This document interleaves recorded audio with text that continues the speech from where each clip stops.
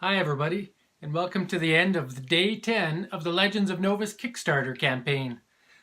We've had a pretty good day actually compared to the last few days. It seems like that ramp up is on another journey upward. Over $700 raised today, and we're actually over $10,000 in the campaign Canadian now. So that's fantastic news, and it really amazing to see more and more backers finding Novus and being willing to join in. And there's maybe a couple of different reasons for that. As we talked about a few days ago, there was the podcast with Funding the Dream. Thanks to Richard Bliss for bringing me on that. We had a nice review done up recently. Actually, just this morning or last night, it was put online by Krista at the Geek Girl Project. You'll find the link to that review in the notes here. But check that one out, and that was some nice feedback about the game, and had some pictures and quite a bit of information, and she and her game group got a chance to play the game. So thank you to Krista at the Geek Girl Project for doing that review. Another thing that happened today was the Twitch live playthrough, and that was thanks to Overboard Games. They were able to do another two-player game. I believe it was Vin the Thief was on a quest trying to become a Legend of Novus before Davra the Wizard. And they played a game start to finish with some training at the start there, and that took just over an hour. And if you want to see how that game played out, check it out on the Twitch feed that's also linked into the notes. And you can see another game of Novus live. I put in yesterday the link to the tabletop simulator, and I haven't seen any feedback in the comments, but I would really like to encourage anybody who's had a chance to play Legends of Novus directly off the tabletop simulator and then chose to back the game, or because they backed the game found out about that link and still wants to be part of the game. That is some great news that we can share with others. So if you've had a chance to play Legends of Novus on tabletop simulator, please let us know in the comments and let us know what you thought of it. And better yet, if anybody has played Legends of Novus, whether you were a playtester at some point, or you had a chance with a reviewer group, or you had a chance to play it online, share your experience on the Board Game Geek site, which I'll also link. Actually, the link is already at the bottom of the campaign. But that Board Game Geek site allows you to help build a community in the world of tabletop enthusiasts. Really active website, and I've got a couple of threads that are active there, trying to stay part of the chat there. And then last but not least is the Reddit. Reddit I'm not a huge part of. I've tried to get involved with that community a bit, but it's really hard to do that without becoming spam or trying to push your product too much. And as much as I want to share Legends of Novus, I find that a lot of the times I try to get it involved in Reddit, it just gets kicked off. So if you have any secret strategies to talk about Legends of Novus on Reddit, whether it's a fantasy group that you're part of that you are regularly discussing or anything like that, please try to get us in there. We really want the people of Reddit to understand and have a chance to find Novus as well. All right, but for today, we're going to talk about quest creatures. Quest creatures are the most dangerous, largest giant beings on the planet of Novus. They were introduced as part of the Maelstrom, and they are the things that are really devastating the world. And if these creatures aren't stopped, that's what's going to tear everything apart. And that's why we need these Legends of Novus, which are your heroes that you get to play. So we'll introduce each of the quest creatures in the... actually, you can see most of them in the campaign, but you'll see what it's like to battle a quest creature, and maybe I'll do a little thing at the end just showing all of them on the screen, keeping in mind that the final art for a few of them has yet to be finished. So we still have to finish the final art for the Frost Giant. We have to finish the final art for trying to think off the top of my head here. A couple of them, I'll make sure I name them there. The ones that are done are absolutely beautiful art done by Andrea Butera. The ones that I know are done are Monsignius, he was the first. We have Sistos, we have Schismatic, and we have Osira.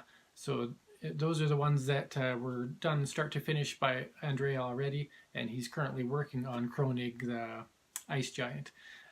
But there's the three other ones still have to get final art for. So, all right. Well, thank you for watching, and hopefully you enjoy hearing a bit about how you battle a quest creature in Legends of Novus.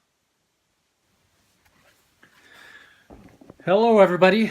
Today we're going to talk about quest creatures, the most devastating creatures in the world of Novus. This is what you're here to defeat.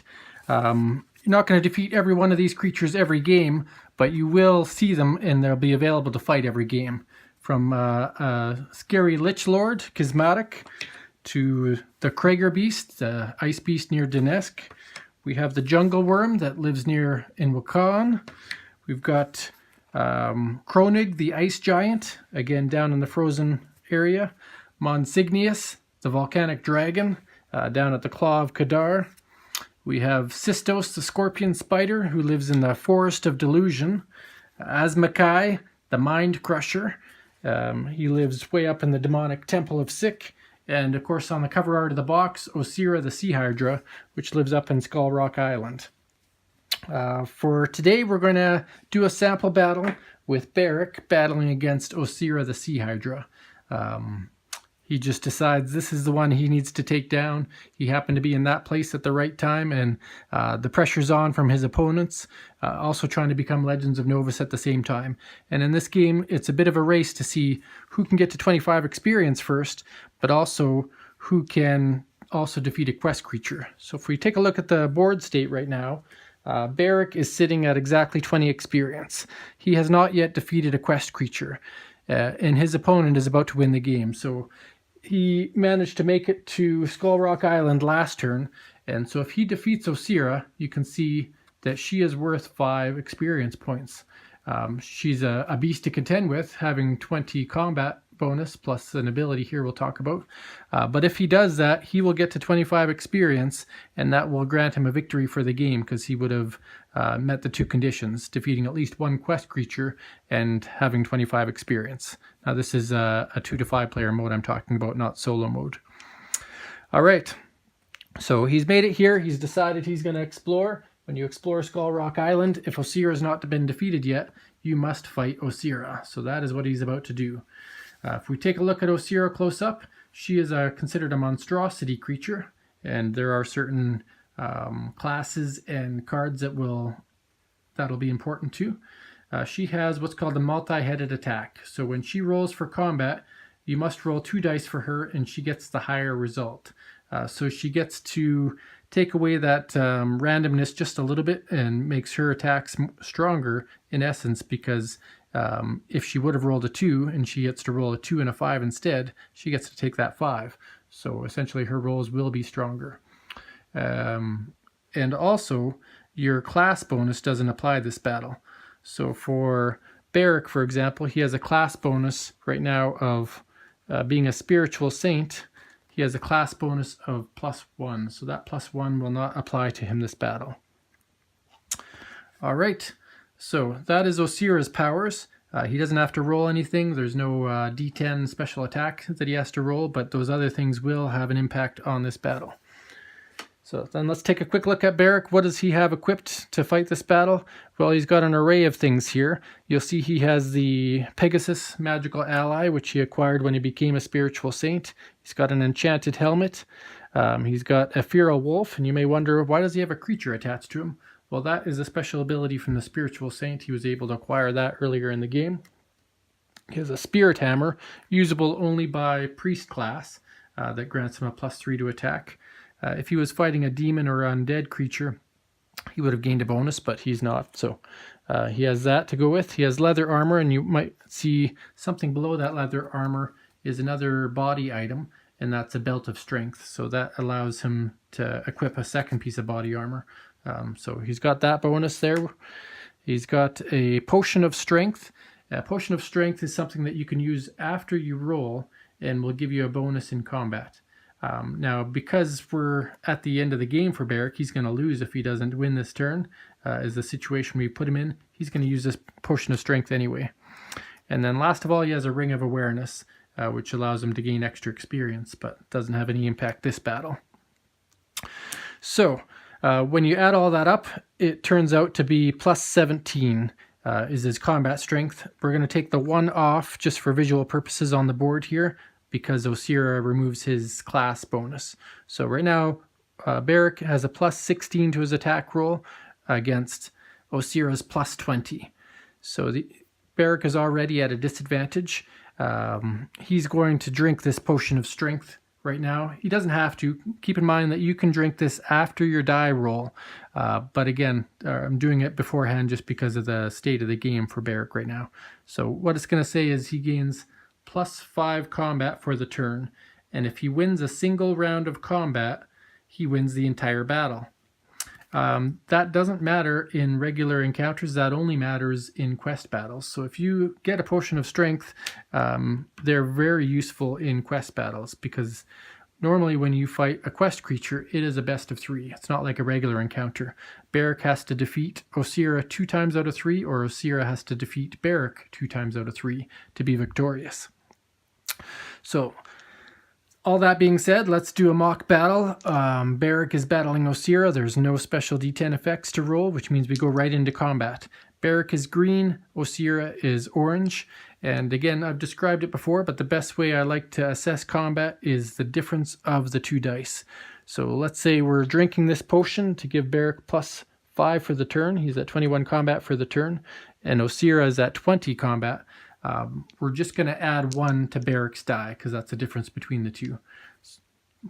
Now, remember, Osira gets 2 dice rolls, because her ability still triggers, so she still has an advantage.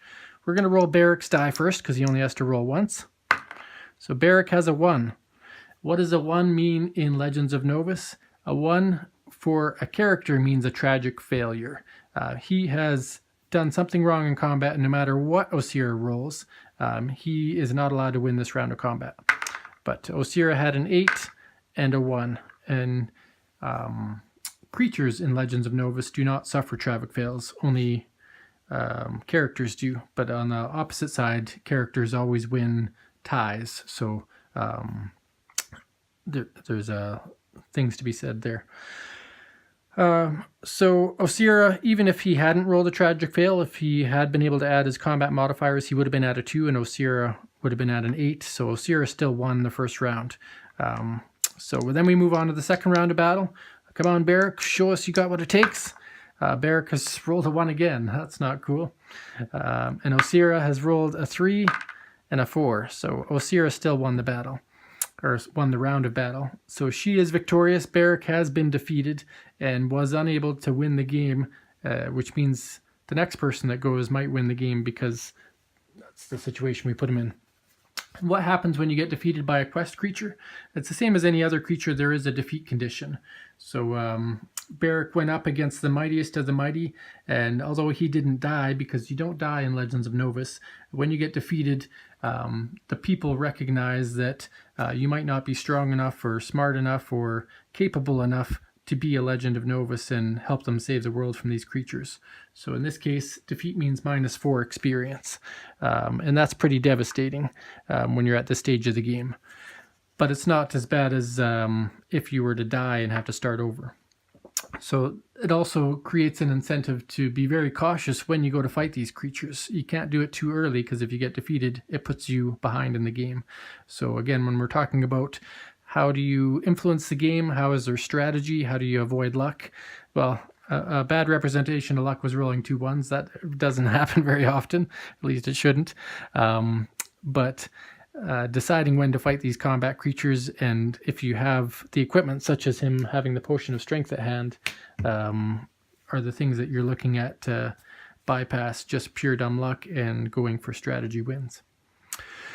So that is quest creatures, how a quest creature combat works, and we'll get more into some other things in future videos. So thank you for watching.